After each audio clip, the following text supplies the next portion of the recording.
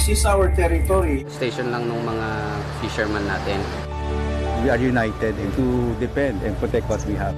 Sama-sama tayo sa pagtulong. Tayo ang lingkod, tayo ang kapamilya. Kapamilya, ngayong ika-22 ng Hulyo 2024, haharap muli si Pangulong Ferdinand Marcos Jr. sa bayan para ilahad ang kanyang mga naisakatuparang pangako at ang mga adhikain at prioridad ng kanyang administrasyon. Ako po si Alvin L. Chico.